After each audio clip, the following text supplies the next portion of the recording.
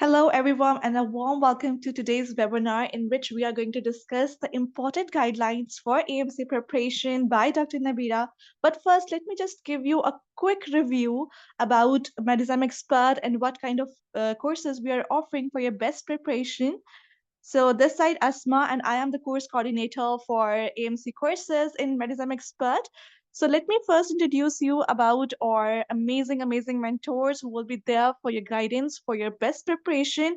We have the best faculty out there. You know all about Dr. Nabira, Dr. Nilofer, Dr. Sumaya, Dr. Divij, Dr. Chinmay. All these amazing mentors are part of our team who are going to guide you for AMC Part 1 and AMC clinical courses. So let's get the review about the courses that we are offering for your best preparation. But first of all, I would just give you a quick tips that you can use to start your AMC preparation.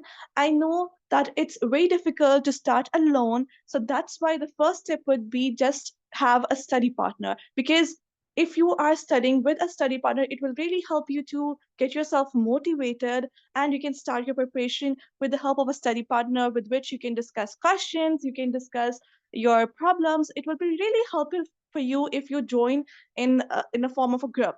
So making study partners is very important if you start your AMC preparation. And second point is you have to study precisely. Don't go through the whole syllabus, don't go through like the whole books that you are finding everywhere like JM or any other book. You have to prepare precisely. Okay, for that you have to focus on the important topics that you will know in a precise course study plan. Third point is you have to focus on solving the MCQs that will really help you in understanding how the AMC questions will be in the exam day. Then taking the mock exams will really help you to understand how the real exam would be. And fifth point is the guidelines. Guidelines are very important in passing the exam. But all these points will be well explained to you by our expert mentor, Dr. Nabira, afterwards, after the session that I have been ending. So let me just quickly tell you about our regular course that is starting from 20th of February. So all those students who are still thinking how to start the preparation, how I'm going to start it, what are the topics that I need to focus on, what are the material that I need to use. So all these questions will be answered with our regular course. So regular course is basically planned for all those people out there who are still confused, who still want to start their preparation, and they want to ace their exam in 5 to 6 months. So this course is basically designed for all those people out there. In the regular course, we will be offering you theory-based live sessions in which we are going to teach you each and every topic in detail in the live session with the expert mentors, with the help of theory and with the help of question discussion as well. So let's suppose if we have a live session regarding cardiology or dermatology or any other topic, then first of all, we are going to let you know how you have to prepare that theory, and then we are going to discuss questions regarding each and every topic so that you know what kind of topics and what kind of questions can come from that topic in the real exam. Okay. So apart from the live session, we are also going to provide you the recording. So in case you miss any live session, the recording will be available to you. And also we're going to provide you the PDFs with the help of which you can just quickly revise all the concepts that we are going to give you in the live sessions. Apart from live sessions and the recording, we are also going to provide you all the solved recalls, because we all know these things. Recalls are the key to pass the exam. So in order to pass the exam, you need the recalls. So we are going to provide you 2-year all important recalls that will really help you to understand how the questions will be in the real exam. Then we're going to provide you the question bank with 5,000 plus questions that you can practice on the website with correct answers and explanations. And by the end of this webinar, I'm going to share you the website view as well, like how you can attempt the questions, how you can practice maximum questions before your real exam. So these are the details of our regular course. If you still need any questions, if you want to any question regarding regular course or any other course, we do provide customized plans as well. You can message us anytime for all the queries. So all the people out there who have started their preparation, for those people, we have the Recall Crash course, which is a 3-month course plan in which we just focus on question practice discussions. So all the people out there who are starting the preparation from scratch, they can join the regular course. But all the people who have started their preparation, they just want to get motivated, they just want to boost up their preparation, they can join the Recall Crash course. Recall Crash course is also designed for all those people who want complete preparation guide. So this is a complete schedule how we go with the live sessions. We usually go module wise preparation, like we can start with medicine, then surgery, then gynecology, so that we can work on your all concepts. We can work on your basic knowledge. We can work on your practicing of questions. We can help you out in preparing each and every topic in detail. If you have any question, you can write in the chat box. I will try my best to guide you. These are some of the amazing reviews from our regular course students who have shared their expressions, like how the course was for them. And these are the reviews of amazing sessions that we have conducted for the crash courses, for the regular courses. And these are the reviews from our past students.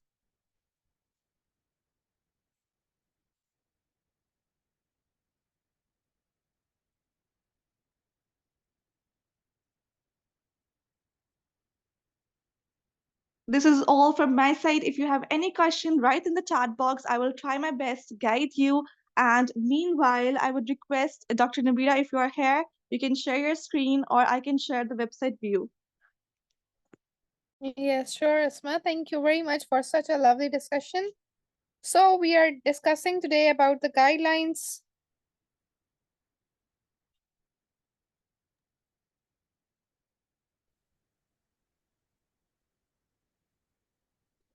Dr. Nabira, you can share your screen. I guess all the students are waiting to Oh, discuss the yes. guidelines. Thank you so much, Asma. Exactly. Dr. Nabira, we want your screen to be full screen. So can you rotate your mobile phone so that it will be full screen? Sure things, sure things.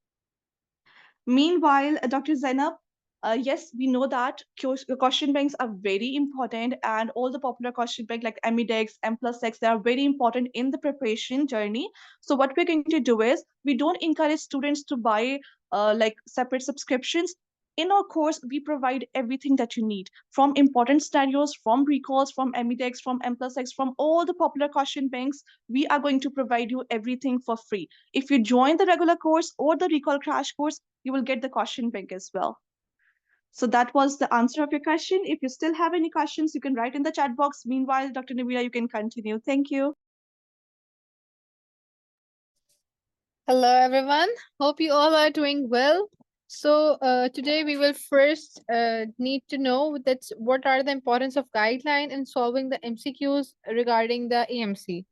How guidelines can keep us to be more even beneficial as regarding for the AMC MCQs. So first of all, the material that is available on the internet is literally, we can say, the half of the material, right? First, we in Mad Expert, they are very kind people because they already buy the subscription of whole RSCGP just for their own students, so their students can get the benefit from the every kind of guideline. For example, if any question in exam regarding the vitamin D, we can say that, so they have their guideline regarding the general population, regarding the normal population, and regarding the people who are aboriginals, right? So on the basis of guideline, they are giving the questions in the exam. So if you know about the guideline, you can solve it very easily. One thing is that this is the importance of this thing. Okay, Dr. Hana, we will share your request on to the our med expert team, and they will surely take care you off. No need to worry about it. So the importance of guidelines is vast in a way that every question in exam you need a guideline. You just don't need the theory because theory is the basic concept. From the guideline, you need to know that how you are solving the questions, what type of practice points are there for working in Australia. Everything is different. For example, okay, I just take a 2 minute break and then I'll continue it.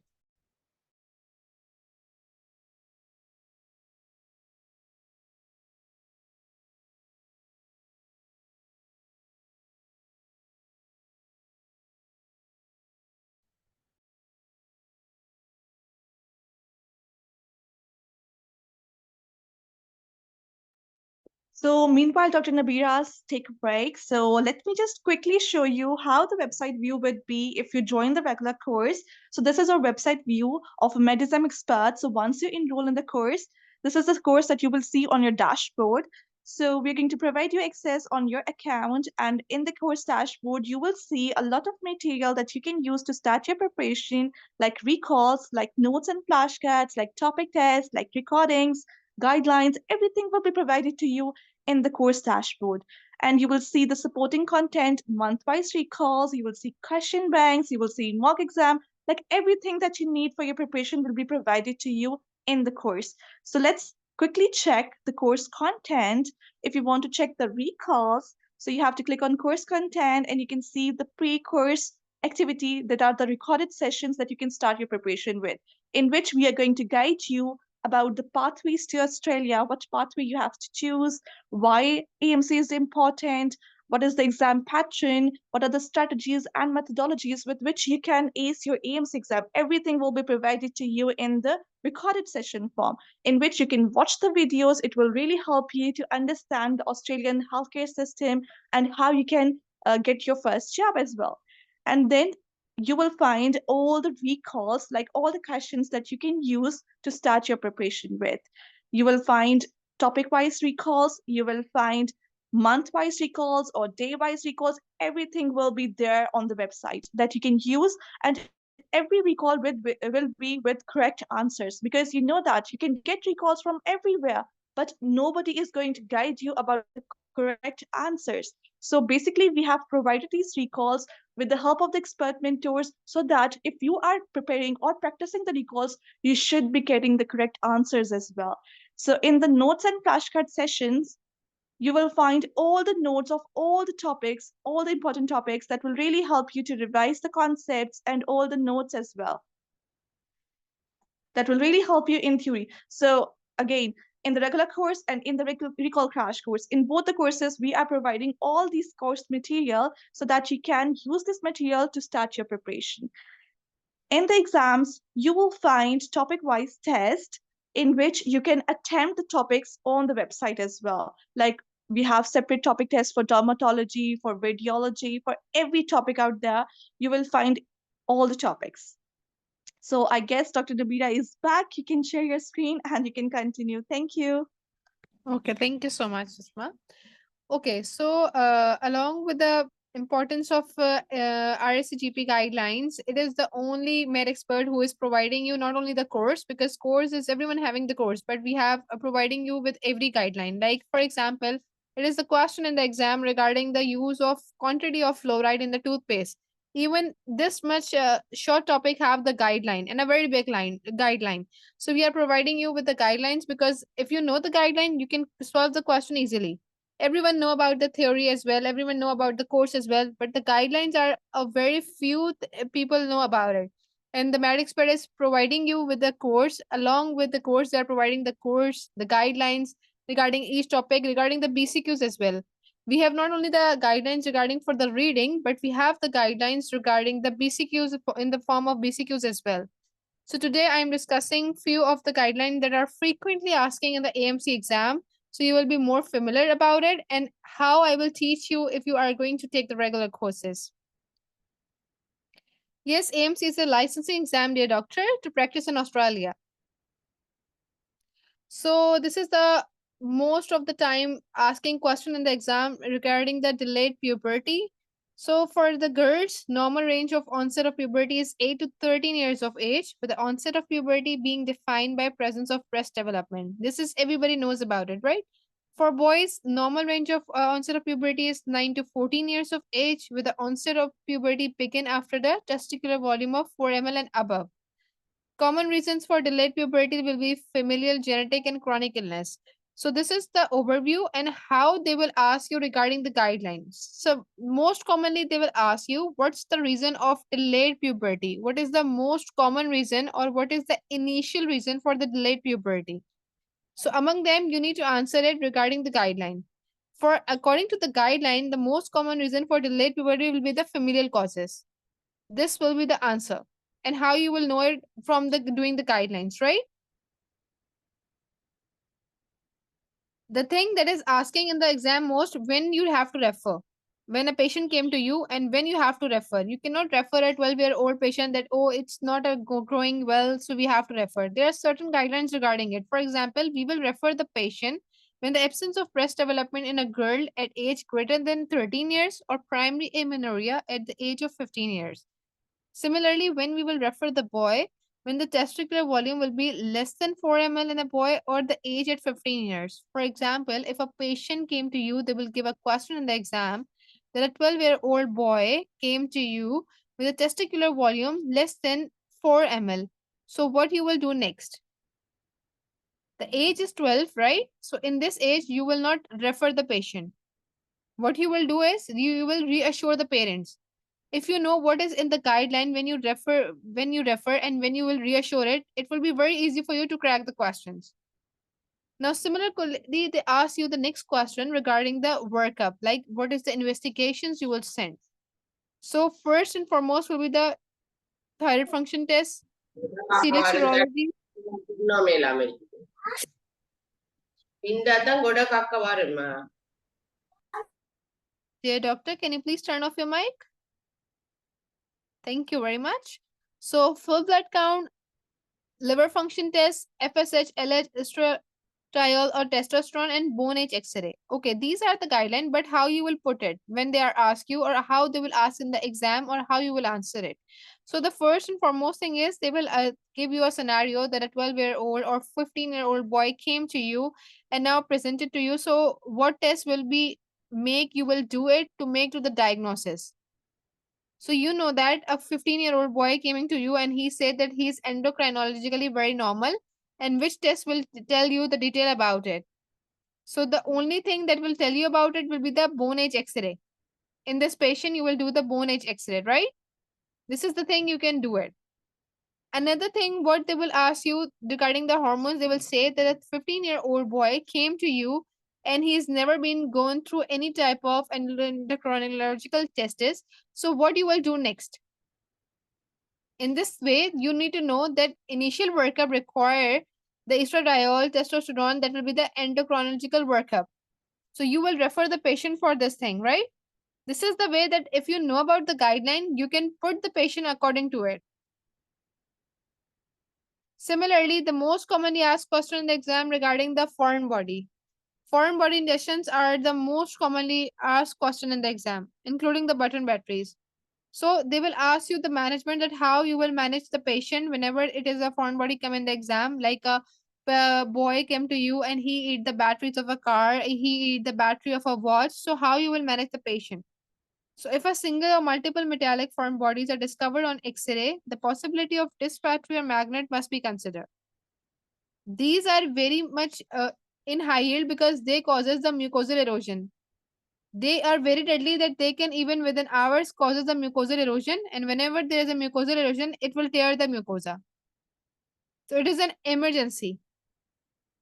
All multiple magnet ingestion must be referred for pediatric general surgery, and gastroenterology review as an urgent removal is indicated. So there is emergency evidence that honey must reduce the severity of mucosal injury for esophageal impacted batteries. As I told you that it will erode the mucosa. So what honey will do, it will be just line up for the time of being. It should be administered from time of first contact as first aid measure until battery removed. 10 ml every 10 minutes is recommended. It's just because when you will pass to the hospital, till then you can use this just for the sake of that battery will not causes the mucosa to be eroded from there. This is the initial management, what you will do on your part until you will go into the hospital, and then it will be taken out by either a bronchoscopy or endoscopy, whatever the position of the foreign body is. Now, if the battery is located in the stomach, it would be expected to pass through the remainder of the GIT. However, a child who is 6-year-old or less than 6-year-old who has swallowed a battery more than 15 millimeter in diameter will require follow-up X-rays. If the battery has not passed from the stomach by 48 hours, it is unlikely to do so. So endoscopic removal should be considered. For example, in this way, they ask you the question like if a child who is 6 year or less than 6 year, how you will proceed with the battery, and if it is 15 millimeter in diameter, so what you will do? in this case, and the battery is in the stomach. So in this case, you have to find the option that you have to go to the serial X-rays. Serial X-rays will be the answer. But if they say that if the battery has not passed from the 48 hours and a patient came to you after 2 days or 3 days, and what you will do next? So it is 48 hours has been passed, the honey things is not working, and you have done the X-ray, you still see the battery is over there and it is causing the eroding of the mucosa. So in this case, what you need to do is you need to remove it by endoscopically, depending upon the situation, depending upon the location. Maybe it is not in the esophagus, maybe it is in the trachea, maybe is it in the lungs. So don't go for the endoscopy. In this scenario, you will go for the bronchoscopy. Depending upon the location, you need to answer it. But if you know about the guideline that it is given by that 48 hours, child who is less than 6 years or 6, a battery whose diameter is 15 millimeter, and when he is coming to you on the emergency department, how you will do the case, how you will manage the case. In all this scenario, what you need to see is what they are asking. Either they are asking you the initial management, either they are asking you the best management, or they're expecting you to give the diagnosis, what thing you will do that will reach to the diagnosis. These all are different terminologies. According to this thing, you need to answer it. Now come the most asking frequently question in the exam is regarding testing for vitamin D. This is very high yield question, and every time this question asked and everyone was about in home person we can test the vitamin D. So that the thing is that vitamin D is appropriated and is only funded by the Medicare benefit schedule if the patient has symptoms of established osteoporosis and osteomalacia. Okay, the question is that who are the people in which Medicare benefit schedule people are come? In this case group, we counted the Aboriginal population, the Torrid Island population, the people who is age greater than 75 years of old, people who is in the age of 45 till 75 years of old.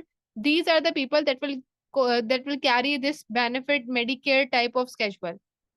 Among them, which people require the vitamin D testing? Not the general population. Remember my words. Not a general population will require the vitamin D testing. Only people require has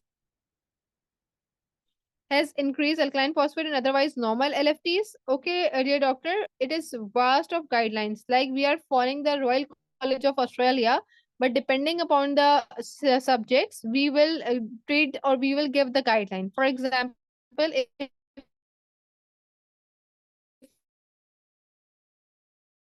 you are going to the medicine, we will give guideline regarding the pediatric. If you are going to the Australian, we will give guideline regarding the pediatric, regarding the gynecology, regarding the psychiatry, depending upon which subject you are dealing with. We are providing you with every each and few guidelines. For example, we have guidelines from Royal College of Australia for medicine, for obs and gynae, for psychiatry, for surgery. We have different guidelines. Med Expert has by all the guidelines for their amazing students. Just what they need to do is they need to take the course. They have every guideline over there in a form of like I am giving you, and also in the form of BCQs. So you will know that how you will crack the BCQs.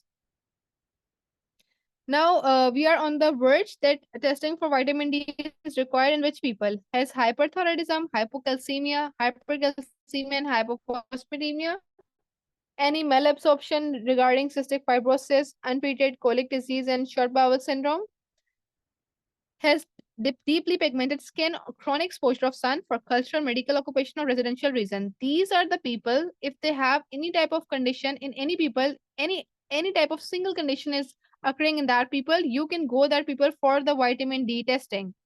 You cannot go vitamin D testing for a general population. Similarly, and has any medication has decreased 25 OHD for absorption, has chronic renal failure, is younger than 16 years of age, or as a sign of rickets.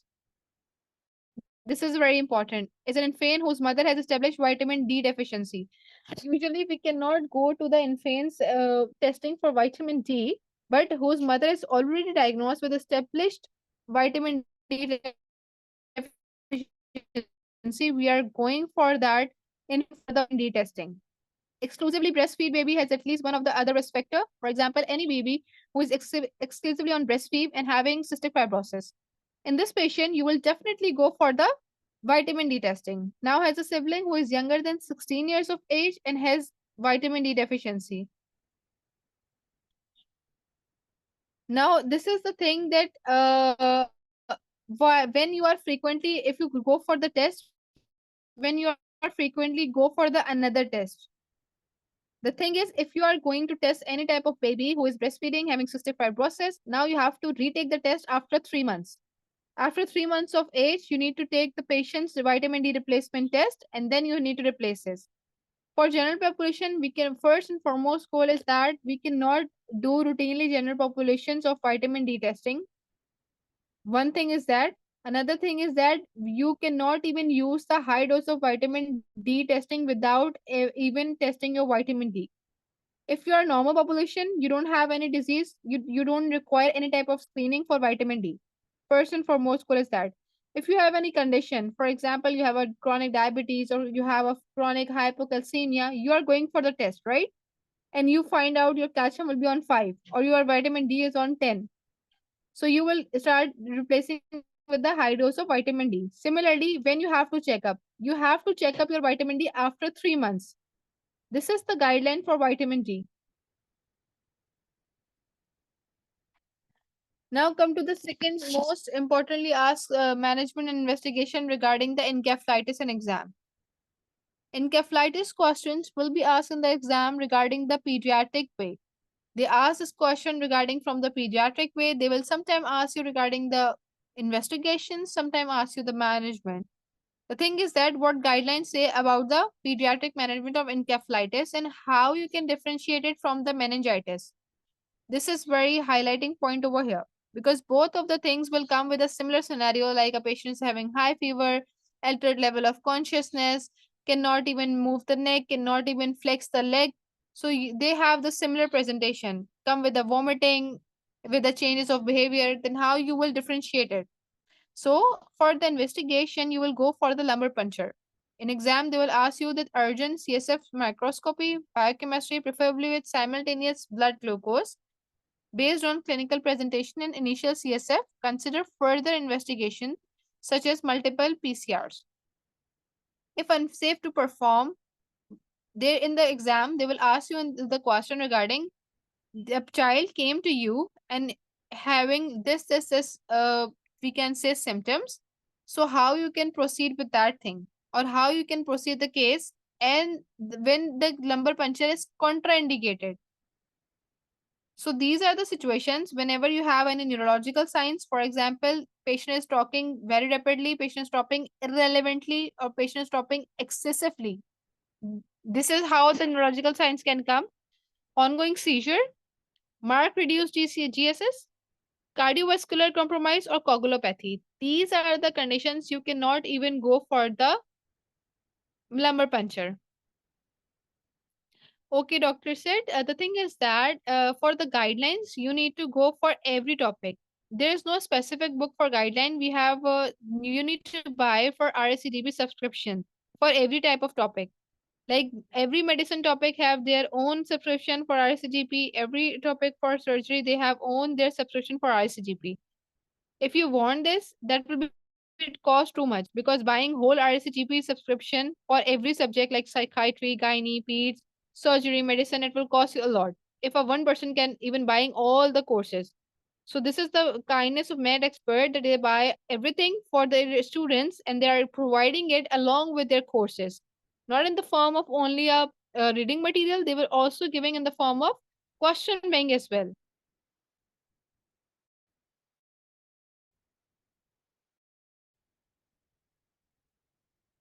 So in this case, the investigation or guidelines say whenever there is ongoing seizures, marked reduced GSS, or any type of cardio, go for the lumbar puncture. Tachycardia and tachypnea without respiratory compromises are not contraindication to lumbar puncture. This is also that sometime in the exam they give you a scenario that a child who is 3 years old having a 104 fever came to you is tachycardic, tachypneic, but without respiratory compromise, like he is having a BP of 110 by 70 and pulse of 100. So in this situation, what you will go for? definitely you will go for the lumbar puncture because tachycardia and tachypneic are not the contraindication. But if they say that a child came to you is having 104 fever and focal neurological signs, so what you will do? In this case, you will not go for the lumbar puncture because it is the contraindication. Another thing is that do not delay any type of antimicrobial if a child is unwell and if the LP will take more than 30 minutes. Whenever the child came to you and you are suspecting meningitis or encephalitis, first and foremost goal is to set the IV line. First and foremost goal is to give the broad spectrum antibiotic. If you see there's a child having any type of condition and it would require more than 30 minutes for the LP, so first you need to do is you need to give the broad spectrum antibiotic to the patient. Another thing they will ask in the exam regarding the blood investigation. So everybody knows that for any type of the encephalitis, any type of meningitis, blood culture will be the investigation of choice when the lumbar puncture is contraindicated. They will give you a specific conditions. They will also give you a condition that you need to see a patient who is having encephalitis now in hyponatremia. So how you will assess this patient? For this, you will go for the UCs because you need to see the UCs of the patient. For hyponatremia, you need to see the patient's UCs, that how the sodium is going on, how the chloride is working up. Another thing you will see from the guideline, they will also guide you regarding the toxicology reporting, that how you will, in which patient you will go for the toxicology, in which patient you will go for the metabolic working, depending upon the scenario. For example, they say a patient came to you is already taking organophosphorus poison in a form of a red poison. Now come with the LOC 1004 fever, focal neurological signs. So how you will proceed this case? You know that in the question they say that a patient came to you who is already taken red poison. For this, you need to send the toxicology screening first before sending the neurological or any type of workup.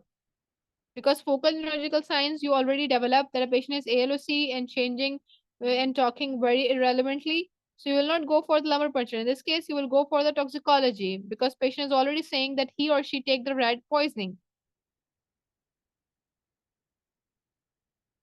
Now we talk about the management. All seizures of meningitis or encephalitis should be treated immediately. In the guideline, you will see I took a guideline from different subjects. I took one guideline from we can say population health, that will be vitamin D. I took one guideline from the pediatric. I took one guideline from obs gynae, one guideline from psychiatry. I just took one guideline from every type of subjects and put it over here just to give you the insight regarding how the question will ask from the guideline. 90% in the exam they will ask from the guideline.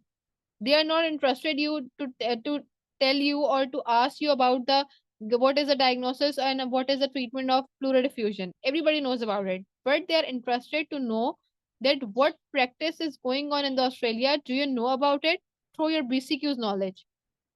Are you aware of what practice are going through over Australia? Because it's a first world country and they have their amazing interventions in the medicine. So they are not even doing such sort of thing that we are working from in different countries.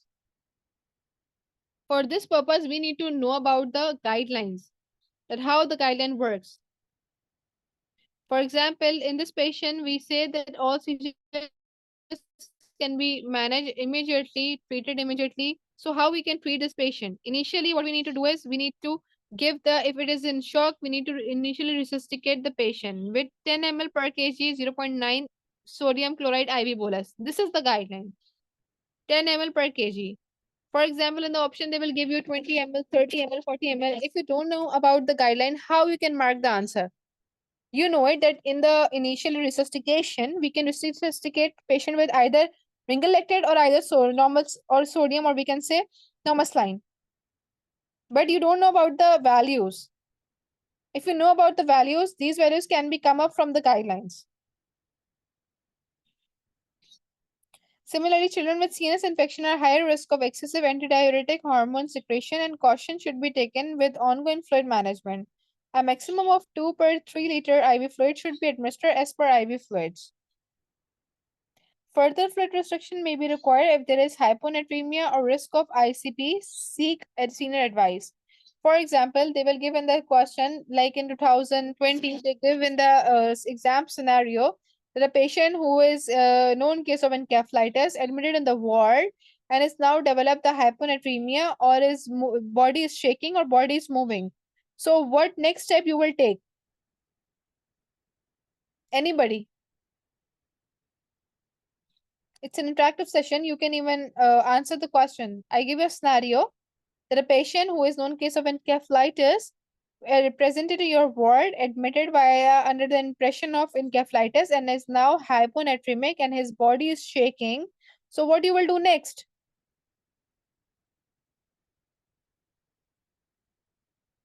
In such type of thing, it is already mentioned that you have to seek the advice of the senior. Doctor, in this case, initially you need to ask the senior's advice. Initial resuscitation was going on when the patient came over here. It is already admitted in the ward and the medication is going on. IV is already established. Everything is going on. But in this situation, you need to ask senior's advice. You need to call your senior. This is how you can solve the guideline. For example, in all children with meningitis, regardless the presence of intracranial hypertension, it is necessary to ensure normal blood pressure and adequate circulating volume. This is how a similar fine line is between the management, yes, exactly, and how you will call your senior. If it everybody knows that if a patient's blood pressure is going down, you need to resuscitate it, but you need to draw a fine line when you give the initial resuscitation and when you need to call your senior. You need to see the question, and according to it, then you have to answer the question. Again, the thing is that we need to assess the clinical signs of hydration, including weight, measurement of the sodium and acid base status. Clinical assessment of the neurological status should be repeated every 6 to 12 hours for the first 48 hours. In the question, they will give you a scenario of encephalitis and they will ask you that you have assessed the clinical situation of a patient and neurological setup is going good. Because it's a guideline, doctor, we need to just give you a 0.9% NaCl with 10 ml per kg, not more than that. This is how we can differentiate our system from other as well. Like it is different in PLAB, it is different in USMLE, it is different in AMC. According to the country, they are making their guideline. This is what I am giving you the insight about the guideline, that if it is written about 0.9%, then you have to mark the answer in the exam regarding 0.9%. Now come the very most important topic and very favorite topic of AMC regarding the postpartum psychosis. So what is the postpartum psychosis? Basically, initially means a loss of reality. It usually comes on in a very quick and spectral manner within the first few weeks after giving birth, and few symptoms are below. What are the symptoms that you will expect that it is a postpartum psychosis? First, in the exam, they will mention you that this patient is giving a birth to a baby 3 weeks ago, or 2 weeks ago, or 1 week ago, or 3 days ago. So what are the symptoms you can suspect it? These are the confusion, disorientation about the day and time, who people are, concentration are affected, your mind will feel foggy, that is overloaded with too many thoughts. Severe physical anxiety, agitation, that you cannot stay still, variable in the mood, either you will feel so much high, either you feel so much low. Irritability, depressed, insomnia, feeling like you need less sleep, perhaps going day without even sleeping. Sometimes delusional thoughts that you are not true, that are often paranoid, that the hospital staff are spies, that your partner is an imposter disguise. These thoughts may seem bizarre or silly when you are well, but in the middle of the illness, they can seem real. Hallucination or impaired sensations when you either hear, see, or smell anything that are not present. Strange sensations, thought or plan to harm yourself or the baby. These all are the symptoms that can come in a patient who is just deliver a baby. And from this thing, we will call it a postpartum psychosis. Basically, it will start within the 2 weeks or after the 2 weeks of the delivery. In the exam, they will ask you the management. What is the guideline regarding the management of postpartum psychosis? This is the classical way they will ask you. Postpartum psychosis, once again, it's an emergency, it's an psychiatric emergency, and you need to immediately deliver the baby and save the baby. First is your safety and your baby's safety. Treatment will be provided in a hospital, either a psychiatric mother baby unit where your baby will stay with you. Why we are not separating baby with the mother? Most of the time in the AMC, they will ask this question. Because if we separate the baby from the mother, the love, the amount of closeness that is built in the start will not build. A mother will not even love a baby like other mothers if you just separate the baby from the start. The bonding that is, we can say, develop after the baby, or the oxytocin that will release when you hold a baby, will not even develop.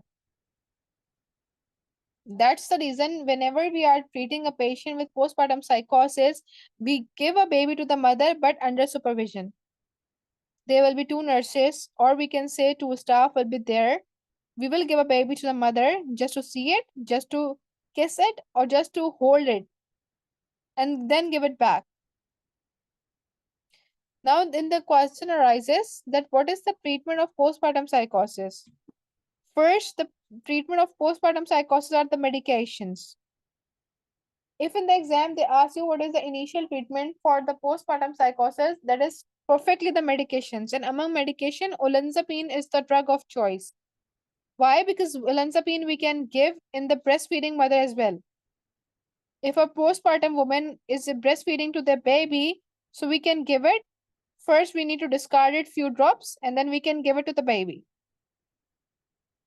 Another thing in the exam, they will ask you in the way that a postpartum psychosis patient is there. And now, what is the most effective treatment in this condition? So, the most affected treatment in this condition will be the ECT. ECT will be the most effective procedure in the postpartum psychosis. Unless and until you have a fracture of mandible, you have any type of ongoing high blood pressure or high fever is going on, because there is no absolute contraindication for ECT.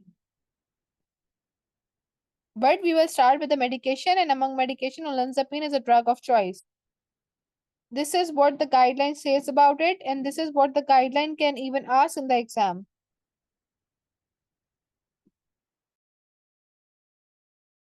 Asked very rapidly in the exam is regarding the indication for CT scan. Most of the people I saw in the group, in the exam time, they were asking that when and where we will go for the CT head, and what are these guidelines, how we can predict it. So this is the most commonly asked question in the exam. Okay, so in which patient we are going for the indication for a CT scan? Any patient who has come with a head injury and a reduced GCS. For example, less than 8 will require urgent CT. Any person who is having GCS 9/12 discuss timing with neurosurgery may require urgent CT if the other concerns, predictor, or clinical signs are present. If there is GSCS is 13/14, may require urgent CT if other concerning predators or clinical sign present. For example, if a patient who has came to you with a nasal bleed or with a ear bleeding and came with GCS of 13, what you will do in this patient? Either you will do a CT or not. Anybody?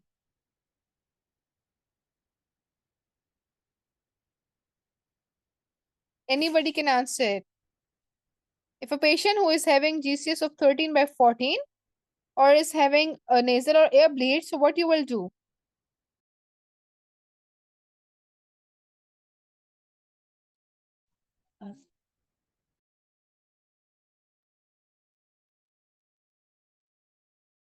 Very good. In this patients, we will do the CT scan. Very good, because this patient is already bleeding from ear. This patient is already bleeding from the nose. So we will do CT in this patient.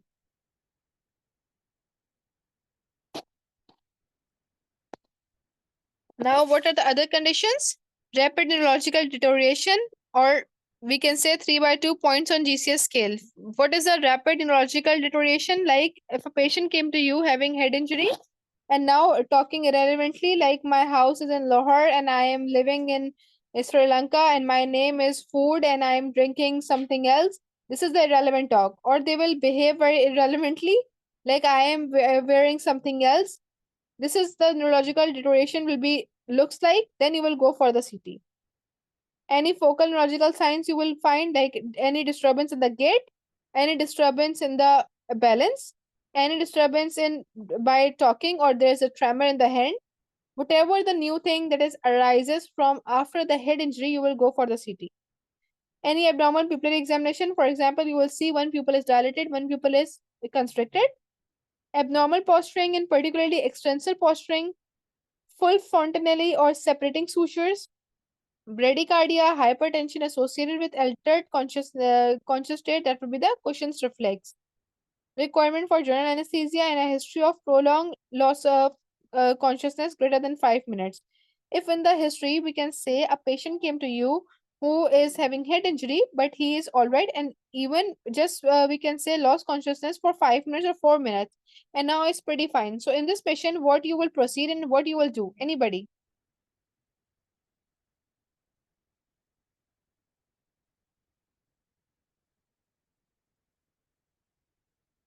You get a patient. Very good. So in this case, we will do the CT scan because this patient can lose the consciousness for 5 minutes. So this is mentioned in the guideline. If the patient loses the consciousness for 5 minutes, you will do the CT scan because you need to see that either it is any type of hemorrhage, subarachnoid, epidural, any kind of hemorrhage, you need to see the patient, or any type of skull fractures, you can do the CT. Okay, now there's a indication for CT after the phase of initial presentation. That time we are doing the CT scan just because of the initial presentation at the moment or at the scene. Now we are doing CT scan on the patients when the patient is coming after the clinical presentation or after the initial presentation, for example, after 4 days, 5 days. So whenever there is deteriorating consciousness state, unresolving or worsening symptom of concussions, persistent nausea or vomiting. Any patient who say that hello doctor, I came to you, or in the exam they mentioned 49-year-old male came to you who is having head injuries 15 days back, now is presented to you from the past 1 week with severe vomiting. So how you will proceed in this patient? You will first do CT scan. Though the CT scan is already done before, but if they say that a patient came to you after 1 week, it is persistent vomiting. Now you have to again go to the CT to see either it is there any kind of hemorrhage that is resolving that causes the that causes the vomiting, or there is an increase intracranial pressure that is causing the vomiting. Either way, to see the both, you need to go to the CT. This is a very commonly asking question in the exam regarding when you are doing the CT scan in a patient. Now come to the most favorite question of the AMC, that is they love to ask regarding it. So this is the men who sex with men screening indications. When you are screen about the men who sex with men, this is very commonly asked in the exam. That recommendation with or without symptoms, all men who have had sex with another man in the previous year should offer tests for any type of sexual transmitted disease at least once a year in the following way. For example, people who are sex worker or having men who sex with men, we will go for the anal and pharyngeal swab. In both of these cases, we will go for the anal and pharyngeal swabs. We will go for the first case urine for chlamydia. We will go for the gonococcal and chlamydial PCR swab as well as endocervix swab as well. Serology, we will go for HIV, hepatitis A, syphilis.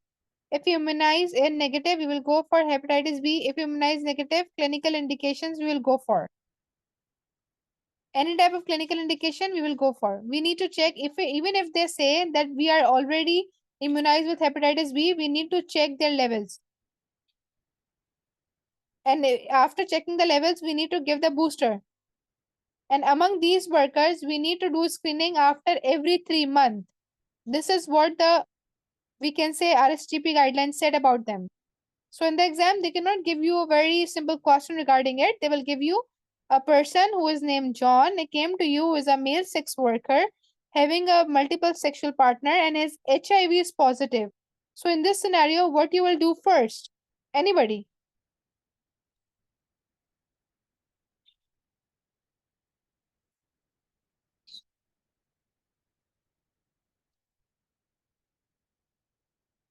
A person who is a male sex worker? Okay. Doctor said you are just close to the answer, but the thing is that the first and foremost goal in these patients will be you need to notify the government. You need to notify the disease one. You need to notify it to the government. This is the first thing you need to do is notify about the sexually transmitted disease. Another thing you will do is you will go for the testing and you will plan it according to the further testing. This is what the guidelines said. First, you need to notify about the sexually transmitted disease. Next, you need to know to tell your partner that you are having the disease. And the next step will be how far you will get to the treatment, how much monthly you will come to for the treatment follow up plan. This is what it will say about it. Okay, for the anal testing, include any anal sex, any anal symptom, HIV positive, past, present history of gonococcal or chlamydia, sexual contact with someone recently diagnosed with STI, request for a test. These are the indication for anal test. Not a normal population can go for a normal anal test. These are the indications.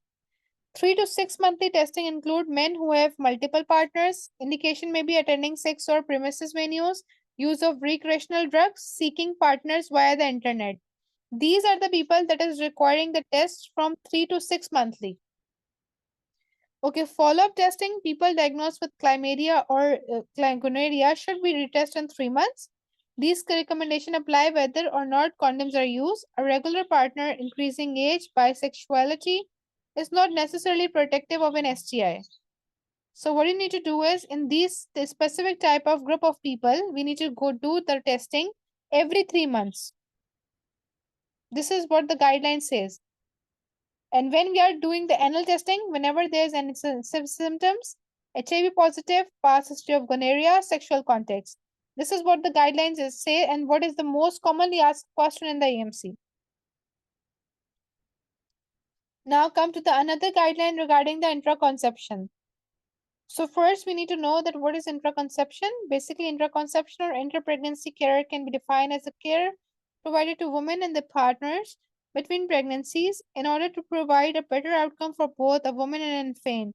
So conditions during pregnancy review whether the woman develop any condition like gestational diabetes, postpartum depression or hypertension, had an event occur during her labor or delivery like postpartum hemorrhage or traumatic birth, experience any other pregnancy or fetal outcome like small for gestational age or preterm labor.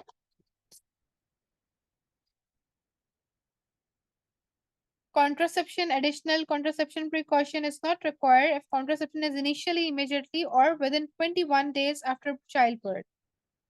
Because till 21 days, it will be protected by the hormonal things, lactational things. But after that, you will immediately require it. So timing of commencement of contraception.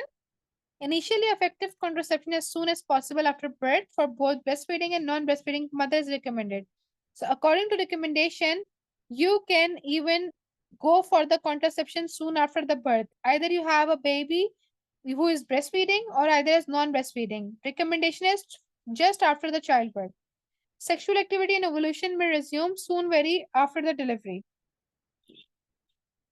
Now come to the thing that women should be advised that although contraception is not required in the first 21 days after childbirth, most methods can be safely initiated immediately except the exception of combined hormonal contraception.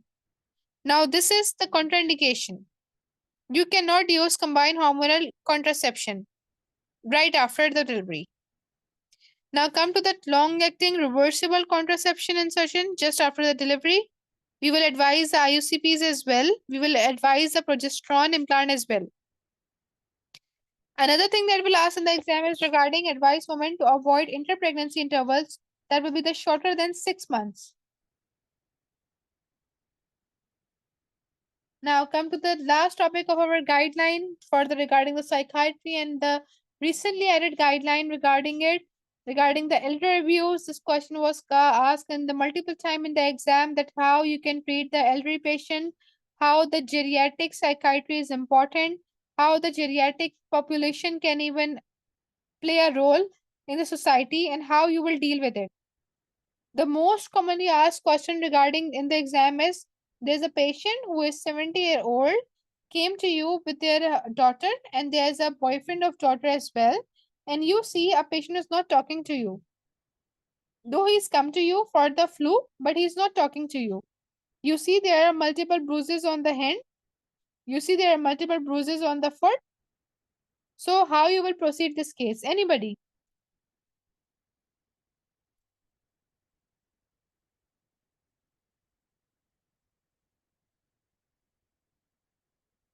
Whenever an elderly patient came to you and it's a kind of a abuse, so how you will proceed it? What you will do first? Very good, Doctor said. So among them, we have a different guidelines, and according to the step by step, we need to answer it. For example, any medical condition, address any underlying medical condition in both victim and abuser. Major risk factor for abuse are the dependency of the older person due to physical or cognitive impairment and psychopathology in the abuser. Reducing symptoms of disease, improving functional, treating psychiatric illness, and substance use. Now, another thing that will be come into the point is separation.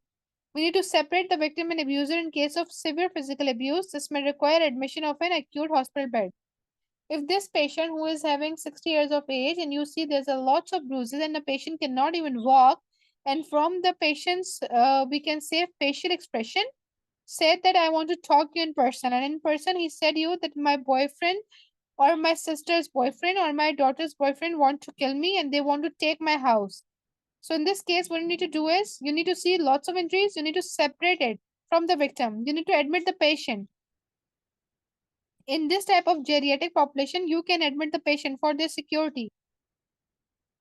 Now come to the community services, home nursing, housekeeping help, continuance advices, community options, all linkage programs, and meals on wheels can be used to alleviate situation where abuse is occurring. This is first what we need to do is first we separate the patient to just make the safe from the abusers. Lots of we can say things that we are doing on the victim. Another thing, we will involve the community services to make sure that they will provide a very good services to the geriatric population.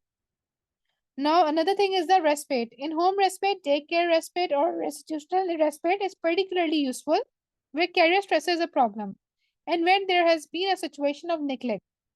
If the victim is quite dependent, often respite care is nursing home is the only alternative. Lots of the people did not want to be put their parents, they will just want to throw them to the old age. So in this case, the respite will be give you a proper and better opportunity for that. They will provide you the nursing case and everything. Now come to the next step will be the counseling. Individual counseling or family therapy aims to help the victim cope with the situation, assist them to find a way to be safe from abuser. And lastly is that treatment needs of the abuser in case where abuser psychopathology is major positive factor, admission to hospital may be necessary to address the psychiatric illness or drug or alcohol problem. Psychological counsel which allow the abuser to talk openly about the behavior may be beneficial. Not only we can admit the victim every time, but we can even admit the abuser as well. Maybe there is a manic patient who is beating the victim. Maybe a patient was so much exhausted that they go into the hypomania or any type of mania or psychosis, and that's the reason they are beating them. So we need to assess both. We need to assess the mental capacity of abuser as well, and we need to assess the mental capacity of the victim as well. Another thing will be the alternative accommodation. As we said that we cannot put the patient or the victim to the go or send back to the home. We need to arrange something for the geriatric population. If the similar case is going on for the young woman who is married to a man and the man is beating to that woman, the guideline will be very different. You cannot admit the patient. You cannot admit the young woman who is married to a man. You cannot provide your own thing or own house for the admission. But for the geriatric population, it is totally different. For geriatric population, you can not only admit the patient, but you can provide the nursing home, you can provide the services, you can provide the communication, you will also involve the NGOs. This is how you will move with the geriatric population, that will be the old age population. And the lastly thing is you need to do is, because victim is already bitten by the abuser, so it is illegal. Any type of crime is, any type of beating, any type of bullying is a crime in Australia. So what you need to do is, for any type of legal crime, you need to legally intervene it. You need to complain it. You need to file it. So that matter will be going to the court, and court will decide that why the abuser will beat the victim. What's the reason? What's the gain behind it? So these are all the guideline. If you know about the guideline, you can proceed to the question. If you are not even know the guideline, you cannot even solve it either just doing the John Murtagh, or either you are doing it alone to the theory. For passing the MCQs, it is very important to focus on the guidelines, and Royal College of Australian are providing very amazing guidelines.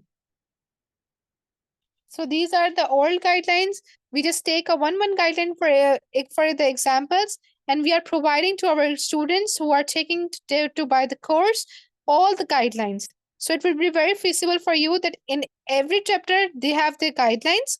So it's very easy for you to just pass your exam. Any question anybody wants to ask regarding the exam or regarding the course, I can provide you.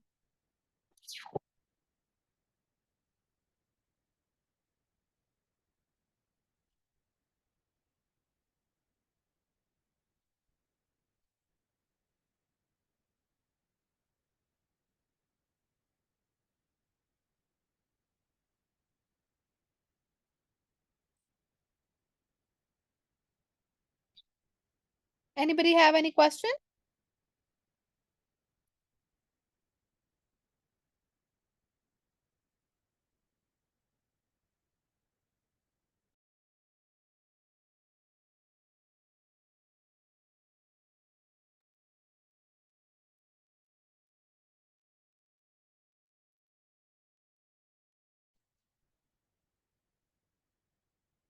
Okay, the question bank is both of the question banks are good. If you are doing both, that is very good. And if you are doing any other, both have the questions. The thing is that in MPlex X, there are lots of questions that will take time, like a 3 or 4 months to do it. But Aeromedics can take only a 1 month and can 15 days to be completed. It depends on how much time you have. Okay, the thing is that guideline regarding general population is different, and guideline regarding the Torah talent people, the Aboriginal people are very different. So you have to do it for both. And in exam, they will mostly ask regarding the Aboriginal people because this is their culture, and they want you to know about their culture as well. Dr. AMC have two part. One is the AMC MCQ and another is the AMC clinical.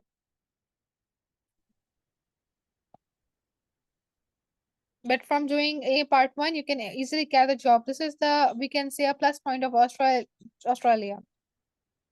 Anybody have any question regarding the guidelines regarding the course?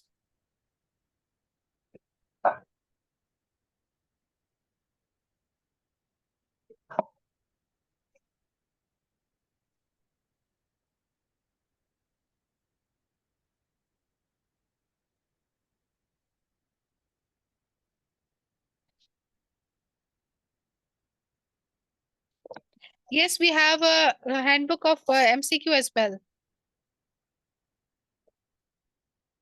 We have a handbook of both, handbook of PCQs as well and handbook of clinical MCQ as well. No, AMC-1 doesn't expire. This is the, we can say, lifelong licensing exam that we have. We need to keep it once we have cleared. It will be valid till we can expire, but it will be, we can say, not expire.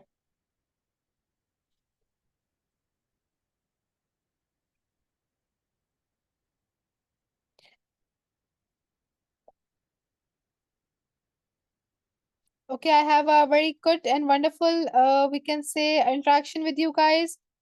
Hope you will like the session. Hope you like the guidelines and you know that how we impacted the guidelines are important for solving the AMC. So, hoping to join you guys in the regular course.